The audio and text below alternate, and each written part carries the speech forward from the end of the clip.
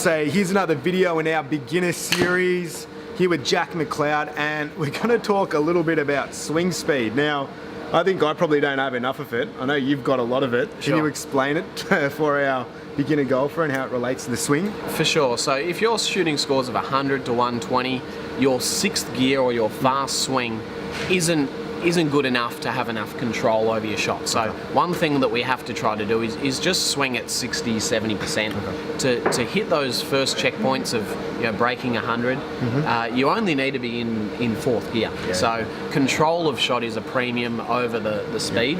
And sometimes I feel like I'm ripping off the student because all I tell them in lessons to slow down. Your swing could be really, really good, but you're just doing it too fast. So it's a good message. It's a bit of a boring message. There's not a lot of fun in slowing down your swing, but in terms of hitting goal scores or trying to break 100 or even break 90 in a lot of instances, slowing down swing speed is a big key. I remember when I started playing golf, I'd finish my golf swing on my back foot and nearly spin around because I think you just felt that if you'd put every ounce of effort into it, it would go further. And the biggest hitters that I've actually seen, they look like they're barely even swinging the club. For sure.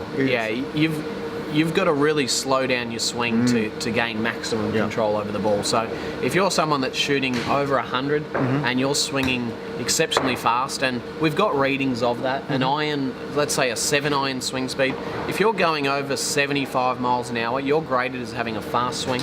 In terms of driver speed, if you're above 90, I'd still grade that as a fast swing.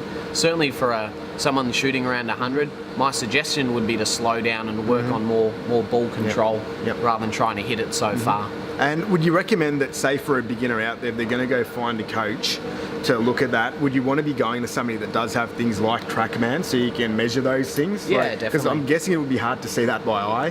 For sure, If you're trying to eyeball the speed, you can be a little bit mixed or out of touch there.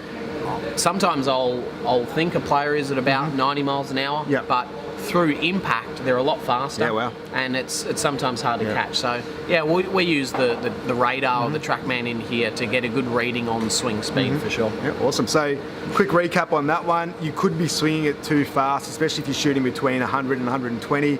Great tip, Jack. Thanks, mate.